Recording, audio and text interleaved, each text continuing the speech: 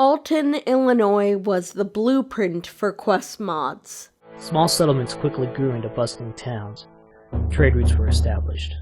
But 2 years ago, the crazy inhabitants of Vault 59 emerged, bringing nothing but fire and death.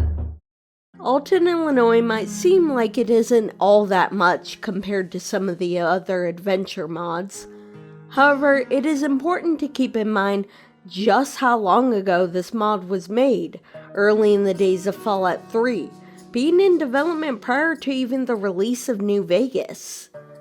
The content is somewhat slim and not particularly dense, but what is there is genuinely charming.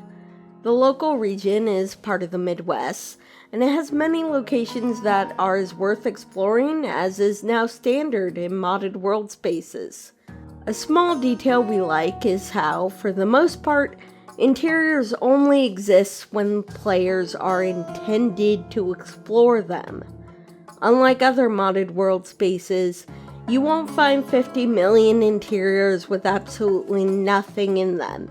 It happens, but not to the same severity. You're in New Godfrey. We used to live in what is now Old Godfrey, but it got taken over by super mutants. You go in, kill every last one of them, and you might get your ride. The main questline starts with a fake out with the Outcast that leads into the actual Midwestern story. The following questline in Alton introduces the concept of a choice between factions to Fallout 3, a novel idea at the time.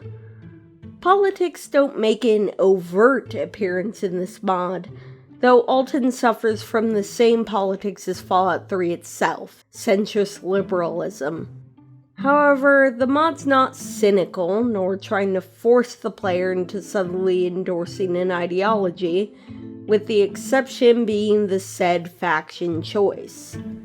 Your first option is the Plague, while the other is the Underground Railroad, a generic wasteland faction similar to generic towns in the Capital Wasteland. But the decision to name the faction such a confusing name so similar to the existing railroad faction is frankly bizarre. Alton used to be a nice place to live, at least comparing to the surrounding areas. But then the plague showed up, and things went to hell. They claim they're out for revenge, and have gone around burning every town they come upon. The Plague have an interesting backstory regarding Vault 59's devilishly simple experiment, but the player's forced to choose between the two factions before fully hearing out each side, so exploring both sides is not possible in a single game. The Plague are portrayed as having been legitimately wronged, like a minority group or some underserved population, but they're also shown to be bloodthirsty and vengeful, unwilling to do anything but kill, reducing what could have been a nuanced group of wronged survivors into little more than a murder band. We genuinely felt bad for the Plague, and shoehorning them into being violent just makes it feel like you have to side against them. The Plague have every right to rebel, but they're too radical about it. Honestly, if nearly every single character wasn't white, a comparison to how more militant black activists like Malcolm X have historically been demonized in fiction might come to mind. While the mod laid the foundation for a lot of future modded content, unfortunately, it didn't quite escape the trappings of Bethesda's inspiration. Innocence. Apparently I didn't make myself clear. This isn't as black and white as you think, newcomer.